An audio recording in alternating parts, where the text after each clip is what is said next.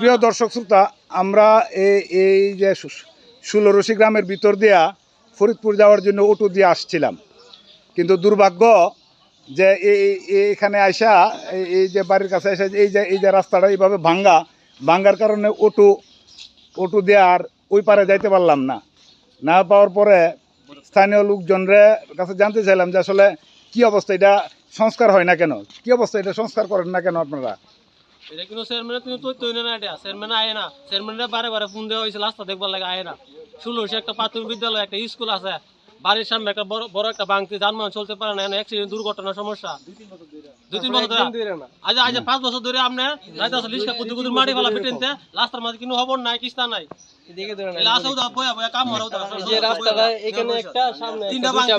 প্রায় 3 বছর ধরে বৃষ্টি এলে এখানে যানবাহন মানুষ হাঁটার মতো, মানে মানুষ যা হাঁটবো এরকম কোনো ব্যবস্থা থাকে না, যানবাহন সব ঘুরে যা। একটা গুরুত্বপূর্ণ স্কুল মসজিদ সবকিছু এখানে, কোনো খোঁজ খবর বা রাস্তা ভালো থাকলে গাড়ি কিরকম চলাচল করে?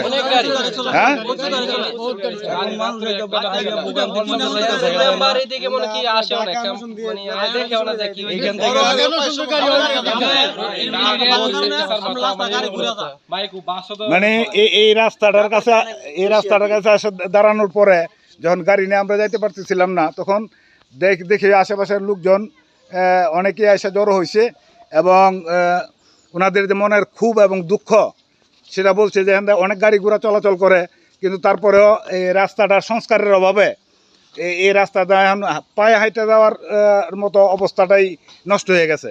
এবং আমার মনে হয় যে লোকজন মানুষের ওই যে বাড়ির ভিতর দিয়ে চলাচল করলে এই কারণে বাঁশ দিয়া আটক করে রাখছে যাতে বাড়ির ভিতরে লোকজন ঢুকতে না পারে।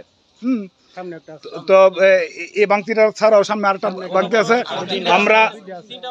আমরা কর্তৃপক্ষকে অনুরোধ করব যেন হাজারীনগর ষোলরশি এই গ্রামটা ষোলরশি গ্রামের এই রাস্তাটা ফরিদপুর পর্যন্ত যে রাস্তাটা আকবরনগর মিরারচর বাস স্ট্যান্ড থেকে এই রাস্তাটা সরাসরি ফরিদপুর গেছে, ফরিদপুর যাওয়ার পথে এখানে এই বিশাল বড় গর্ত, এই গর্তটা যেন কর্তৃপক্ষ সুদৃষ্টি দিয়া খুব সত্বর এটা মেরামত করে দেয়, আমরা সে আহ্বান জানাচ্ছি।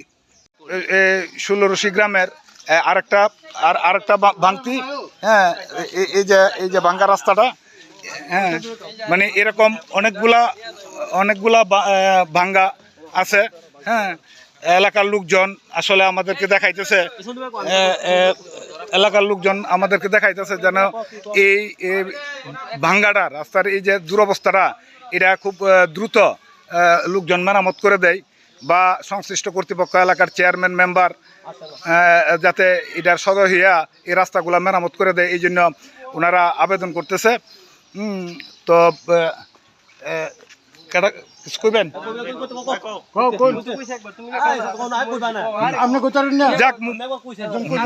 সরকারি পুলিশের গাড়িও ঘুরে গেছে, এই রাস্তা দিয়ে প্রচুর পরিমাণে গাড়ি ঘোড়া চলে। আচ্ছা, মিনিট হিসাব করলে 10-15টা সিএনজি বা চলে, কিন্তু এখন 3-4 দিন ধরে মানুষ খুবই কষ্ট করে হাইটা এপার যাইতেছে, গাড়ি ঘোড়া চলে।